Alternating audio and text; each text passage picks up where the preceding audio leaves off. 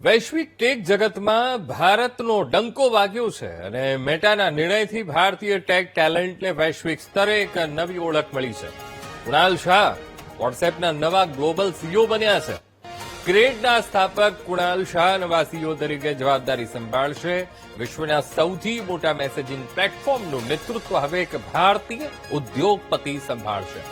મેટામાં $900 million અંદાજે 8,550 કરોડનું રોકાણ કરાશે અને રોકાણથી ક્રેડને ESOP બાયબેક એ કાર્યક્રમ આગળ વધારવામાં, એ આયોજન વધારવામાં મદદ મળશે. કુણાલ શાહ ભારતીય ફિનટેક ક્ષેત્રના જાણીતા ઉદ્યોગપતિ તરીકે એ ઓળખાય છે. નિમણૂક અમલમાં આવવાની પ્રક્રિયા ટૂંક સમયમાં જ શરૂ થવાની પૂરેપૂરી શક્યતા છે.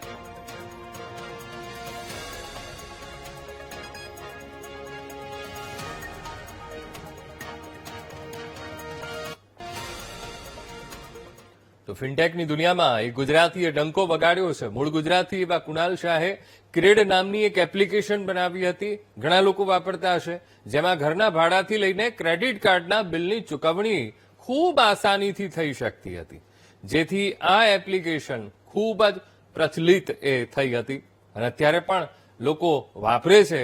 અને હવે મેટાએ 8,500 કરોડ રૂપિયામાં એક ક્રેડ કંપની એની સાથે એક ખરીદી થઈ છે અને એની સાથે કોલાબરેટ થયું છે.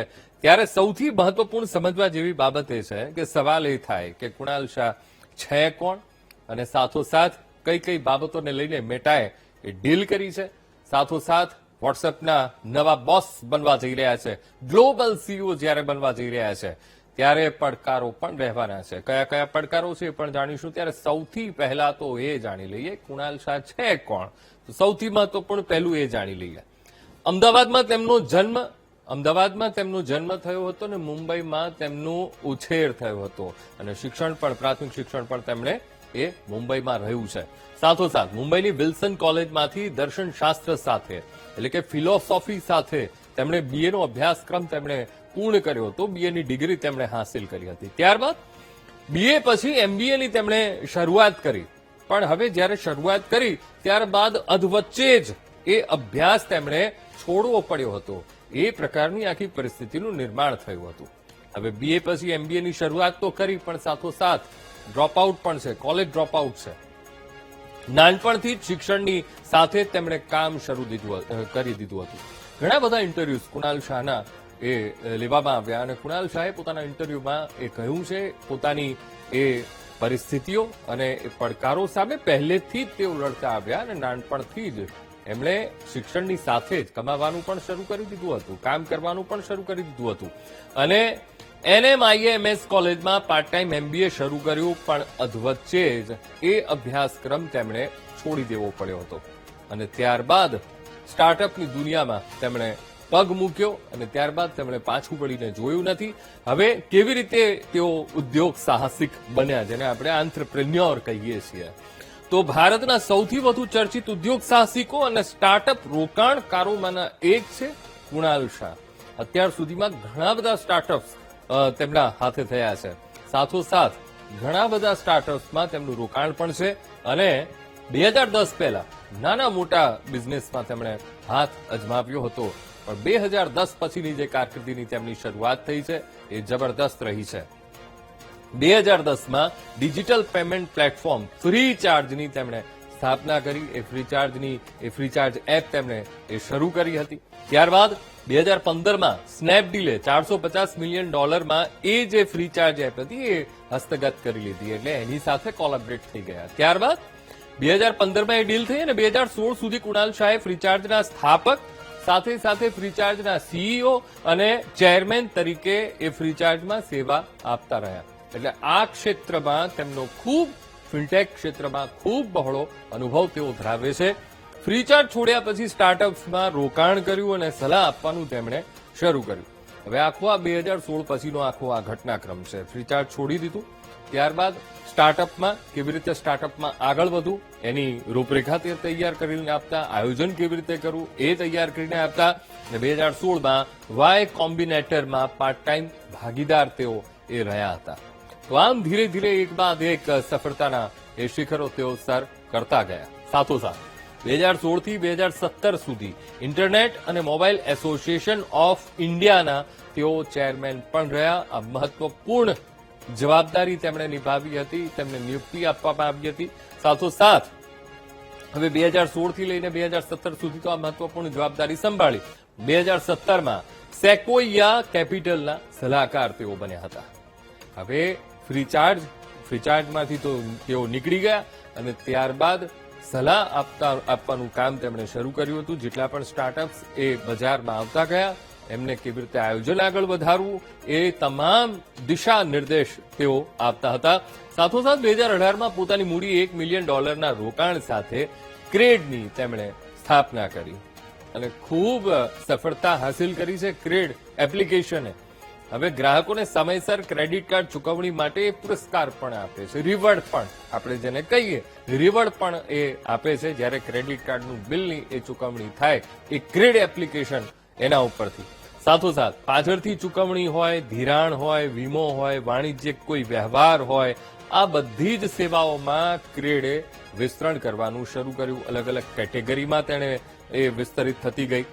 સાથોસાથ પેમેન્ટ મોડમાં અને સંપત્તિ વ્યવસ્થાપન અને સાથોસાથ ક્રેડિટ કાર્ડ જેવી સેવાઓમાં પણ એ વિસ્તરિત એ કરવાનું શરૂ કર્યું. હવે એવું પણ ક્રેડથી તમે ભાડું પણ તમે ભરી શકો એ પણ એક વ્યવસ્થા તેઓ લઈને આવ્યા હતા. નવા આઈડિયાસ તેમણે પોતાની એપ્લિકેશનમાં તેમણે ઉતાર્યા હતા અને ખૂબ સફળ પણ રહ્યા. લોકોને એ આઈડિયાસ ગમ્યા પણ ખરા, એ સ્વીકાર્યા પણ ખરા અને કેટલીય કંપનીઓના બોર્ડ અને સલાહકારના પદ પર પણ કુણાલ શાહ એ રહ્યા હતા અને પોતાની સેવા તેમણે આપી હતી. 2021 થી સીરમાં એસજીએસ ટેકનોલોજીના સ્વતંત્ર ડિરેક્ટર તેઓ રહ્યા હતા 2021 થી. ત્યારબાદ મહત્વપૂર્ણ જવાબદારીઓ પણ તેમણે એમાં સંભાળી છે. સાથોસાથ 2021 થી જૂન 2025 સુધી પાઇન લેબ્સના સ્વતંત્ર ડિરેક્ટર પણ રહ્યા. આમ અલગ અલગ કંપનીમાં સલાહકાર રહ્યા, અલગ અલગ કંપનીમાં સ્વતંત્ર તેઓ ઇન્ડિપેન્ડન્ટ તેઓ ડિરેક્ટર પણ રહ્યા. અને મેટાએ ક્રેડમાં $900 મિલિયન રોકાણ કર્યું. આ તાજેતરમાં જે આખો ઘટનાક્રમ આપણે જોઈ રહ્યા છીએ, ખૂબ મોટું રોકાણ ક્રેડ એપ્લિકેશનમાં મેટાએ કર્યું છે અને લગભગ 8,550 કરોડ રૂપિયા થાય જો આપણે ભારતીય ચલણમાં તેને કન્વર્ટ કરીએ એટલે 8,550 કરોડની માત્ર રકમનું રોકાણ થઈ રહ્યું છે. અને મેટા કંપનીમાં આશરે 20% હિસ્સો એ હસ્તગત એ કરશે. કોણ? તો કુણાલ શાહ. જ્યારે પણ કોઈ પણ આ પ્રકારની મોટી બહુરાષ્ટ્રીય જેને મલ્ટીનેશનલ કંપની આપણે કહીએ, બહુરાષ્ટ્રીય કંપની કહીએ, તો એમાં કોઈ જયારે મહત્વપૂર્ણ પદ ઉપર કોઈ એક વ્યક્તિને રાખવામાં આવે છે ત્યારે સાથે સાથે એને સ્ટેક પણ આપવામાં આવતા હોય છે. અને આ સોદામાં ક્રેડનું મૂલ્ય આશરે $4.5 બિલિયન એ બજારમાં આંકવામાં આવી રહ્યું છે અને એટલા માટે આ ખૂબ મોટું રોકાણ માનવામાં આવે છે અને ભારત માટે પણ આ રોકાણ ખૂબ મહત્વપૂર્ણ રહેવાનું છે. તો એ પણ આપણે આગળ સમજીશું. હવે વોટ્સએપના બોસ બન્યા પછી કેટલો પગાર, આ પણ એક ચર્ચાનો વિષય એ છેડાઈ ગયો છે કે ભાઈ હવે કુણાલ શાહનો પગાર કેટલો હશે, સેલેરી કેટલી હશે. તો આમ તો સીઈઓનો પગાર વાર્ષિક $2,22,000 થી લઈને $4,50,000 સુધીનો હોઈ શકે. હવે કન્વર્ટ કરો એટલે ક્યાં એ આખો સેલેરી જાય, તમે એ સેલેરી સ્ટ્રક્ચર ક્યાં સુધી જાય જરા તમે એ વિચાર કરો. હવે જે વાર્ષિક આશરે 20 મિલિયનથી 40 મિલિયન જેટલું એ થતું હોય છે, 40 મિલિયન જેટલું થાય છે એટલે 2 કરોડથી લઈને 4 કરોડ, ક્યાં 2 કરોડથી લઈને 4 કરોડ દર મહિનાના આ થયા. હવે મેટા જેવી બહુરાષ્ટ્રીય કંપનીઓમાં સીઈઓને કંપની વિશેષ ફાયદો એ કેટલાક બેનિફિટ્સ પણ એ સીઈઓને આપતા હોય છે. હવે એ બેનિફિટ્સ કેવા પ્રકારના હોય છે, એ લાભ કેવા પ્રકારના હોય છે, તો કંપનીમાં અમુક જે ટકાવારીનો માલિકીનો જે હક છે એ માલિકીનો હક એ સીઈઓને એ આપવામાં આવતો હોય છે. જેઓ મોટા પદ ઉપર જેમને લાવવામાં આવતા હોય છે એમને આપવામાં આવતો હોય છે ને જેથી પગારની જરૂરિયાત એ રહેતી નથી. એટલે કંપનીનો એક હિસ્સો તેમને અમુક પર્સન્ટેજ એ આપી દેવામાં આવતા હોય છે. આપે પણ સાંભળ્યું હશે કે ભાઈ 25 પૈસાની ભાગીદારી, 75 પૈસાની ભાગીદારી, 50 પૈસાની ભાગીદારી, આ એ રીતે. હવે કુણાલ શાહ મેટાની વૈશ્વિક નેતૃત્વ ટીમમાં તેઓ જોડાઈ રહ્યા છે. ખૂબ મહત્વપૂર્ણ જવાબદારી તેમની રહેવાની છે. સાથોસાથ કેટલાક પડકારો પણ આવવાના છે ને પડકારોનો સામનો પણ એ તેમને કરવો પડશે. હવે આંતરરાષ્ટ્રીય સ્તરના લાભો અને પ્રદર્શન આધારિત બોનસ મળશે. હવે જ્યારે આ મહત્વપૂર્ણ જવાબદારી સોંપવામાં આવી છે, મોટું પદ આપવામાં આવ્યું છે, ત્યારે આ બધા તેમને ભથ્થા પણ મળશે. એટલે શું થાય? જે તેમના પગાર કરતા નોંધપાત્ર રીતે વધુ હશે. એક તરફ માલિકી હક તેમને અમુક પર્સન્ટેજમાં આપી દેવામાં આવે છે, અમુક ફાયદા એ આપવામાં આવતા હોય છે, જેના કારણે પગારની જરૂરિયાત એ ઓછી થતી, એ આંકડો ઓછો થઈ જાય ને અહીંયા આંકડો વધી જાય. હવે થાય શું? કેટલી છે સંપત્તિ? આ પણ એક મહત્વપૂર્ણ સવાલ અહીંયા થઈ રહ્યો છે. અંદાજિત નેટ વર્થ જે બતાવવામાં આવ્યું છે 15,000 કરોડ રૂપિયા એ નેટ વર્થ તેમની માનવામાં આવે છે કુણાલ શાહની. સાથોસાથ સંપત્તિનો નોંધપાત્ર હિસ્સો ક્રેડમાં તેમના શહેરમાંથી આવે છે. એ જે 15,000 કરોડનો જે આંકડો છે એમાં નોંધપાત્ર હિસ્સો જો ક્યાંયથી આવતો હોય તો ક્રેડમાં જે તેમનું રોકાણ છે, જે ક્રેડમાંથી તેમને મળે છે એમાંથી એ હિસ્સો માનવામાં આવે છે. તેમની સંપત્તિનો સૌથી મોટો હિસ્સો સ્થાપિત કરેલી એ ફિનટેક કંપનીમાં છે.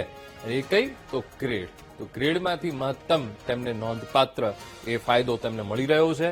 હવે મેટાના નોંધપાત્ર રોકાણને પગલે ક્રેડનું બજાર મૂલ્ય અત્યારે ખૂબ વધી ગયું છે. ક્રેડની ડિમાન્ડ જોરદાર વધી ગઈ છે, બજાર મૂલ્ય તેનું વધી ગયું છે. હવે બજાર મૂલ્યાંકનની જો વાત કરવામાં આવે તો ક્રેડનું બજાર મૂલ્યાંકન આશરે 43,239 કરોડ હોવાનો અત્યારે અંદાજ લગાવવામાં આવી રહ્યો છે. વિચાર કરો, 2017 થી 1 મિલિયન એમાં રોકવામાં આવ્યા હતા અને ત્યાંથી આ શરૂઆત ક્રેડે કરી હતી અને અત્યારે રોકાણ ક્યાં જઈને પહોંચ્યું. હવે ભારત માટે કુણાલ શાહની કેટલી મહત્વપૂર્ણ ભૂમિકા? ભારત માટે ખૂબ મહત્વપૂર્ણ આ ડીલ માનવામાં આવે છે કે ભાઈ મેટાએ એમાં ક્રેડમાં રોકાણ કર્યું છે. 8,550 કરોડનું રોકાણ, માતબર રકમનું રોકાણ કર્યું છે. હવે મેટા જેવી વૈશ્વિક કંપનીનો ભારતના ડિજિટલ પેમેન્ટ માર્કેટમાં સીધો પ્રવેશ અને માનવામાં આવે છે. હવે મેટાને પણ એના આશા અપેક્ષા એ કુણાલ શાહ તરફથી છે. ઘણી બધી એ વ્યવસ્થાઓને ડેવલપ મેટા અત્યાર સુધી નથી કરી શક્યું, એ તેમને કરવું છે. સાથોસાથ હાલમાં ફોન પે અને ગૂગલ પે, અહીંયા તમે સમજશો કે કેમ. તો હાલમાં ફોન પે અને ગૂગલ પેનું બજાર પર વર્ચસ્વ છે. જે આપણે ઓનલાઈન પેમેન્ટ સિસ્ટમ જેને કહીએ છીએ એમાં સૌથી વધારે જો માર્કેટ અત્યારે ચાલતું હોય તો ફોન પેનું અને ગૂગલ પેનું માર્કેટ એ ચાલી રહ્યું છે. એક સાથે લગભગ 80% યુપીઆઈ વ્યવહારોનું સંચાલન એ વોટ્સએપ કરે છે, પણ વોટ્સએપ પે એ ઘણું પાછળ છે. હવે જો ફોન પે અને ગૂગલ પે એનો ટોટલ જો કરીએ તો 80% એ થાય છે યુપીઆઈ વ્યવહારો, કે ભાઈ યુપીઆઈ વ્યવહારો એ ફોન પે અને ગૂગલ પે થી 80% જેટલા એ વ્યવહારો થાય છે. પણ જયારે વોટ્સએપ પે ની વાત આવે તો એ વોટ્સએપ પે ઘણું પાછળ છે. વોટ્સએપમાંથી વાણિજ્ય અને ક્રેડમાંથી ચૂકવણી માળખાને એકીકૃત કરશે. હવે આ બંને વસ્તુને, કારણ કે વોટ્સએપના નવા સીઈઓ તેઓ ગ્લોબલ સીઈઓ બનવા જઈ રહ્યા છે, ત્યારે આ બંને વસ્તુને ભેગી કરવાની એ મથામણ છે, બંનેને એકીકૃત કરવાનું છે. ત્યારે મેટાનો એક મોટી ડિજિટલ ઇકોસિસ્ટમ બનાવવાનો એ પ્રયાસ છે, જે અત્યાર સુધી મેટા નથી કરી શક્યું.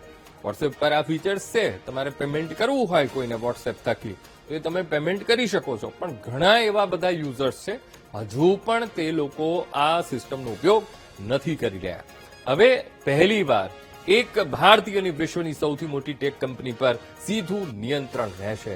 આ પહેલીવાર એવી ઘટના એ બનવા જઈ રહી છે જ્યારે એક ભારતીય એ ખૂબ મોટી જવાબદારી એ નિભાવવા જઈ રહી છે અને વોટ્સએપ એઆઈ અને નવા બિઝનેસ મોડેલ પર ધ્યાન કેન્દ્રિત કરશે.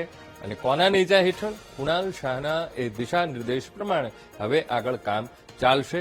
સાથોસાથ વોટ્સએપના આગામી વિકાસ તબક્કાનું પણ તેઓ નેતૃત્વ કરવાના છે. બિઝનેસ મોડેલ પર સૌથી પહેલા તો તેમનું એ ફોકસ રહેવાનું છે કે કેવી રીતે વોટ્સએપને વધારે એ ડેવલપ કરી શકાય, લોકો સુધી પહોંચે, એના ફીચર્સ ખાસ તો વાપરતા થાય, એના માટે મહત્વપૂર્ણ એ પ્રયત્ન કરવામાં, ખાસ તો પેમેન્ટ સિસ્ટમ કેવી રીતે લોકો વધુને વધુ એ પેમેન્ટ સિસ્ટમનો ઉપયોગ કરે, એ મુદ્દે પણ એ આગળ રણનીતિ તેમની રહેશે. સાથોસાથ જાહેરાત, સબસ્ક્રિપ્શન આધારિત સેવાઓ દ્વારા આવક વધારવાની પ્રાથમિકતા એ આપવામાં આવશે.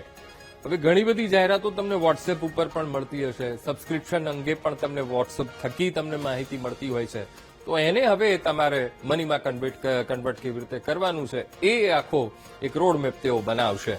સાથોસાથ એઆઈ એજન્ટ દ્વારા પ્લેટફોર્મની આવક વધારવા પર સૌથી મહત્વપૂર્ણ એ ફોકસ, એ તેમની પ્રાયોરિટી એમાં એ રહેવાની છે.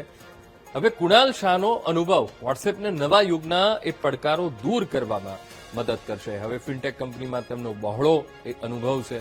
ગ્રેડ જેવી એપ્લિકેશન ખૂબ સફળતાપૂર્વક તેઓ અત્યારે પણ ચલાવી રહ્યા છે, ત્યારે એ પણ અનુભવ તેમને મળશે. હવે આગળ પડકારો કયા છે એ પડકારો પણ જાણીશું, પણ સૌથી મહત્વપૂર્ણ બાબત એ છે કે પડકારો પણ ઘણા રહેવાના છે, કારણ કે યુઝર્સની ગોપનીયતાને લઈને પણ ઘણા બધા સવાલો એ ઉભા થઈ રહ્યા છે, તો એ સવાલોને પણ તેમણે ખાળવા પડશે.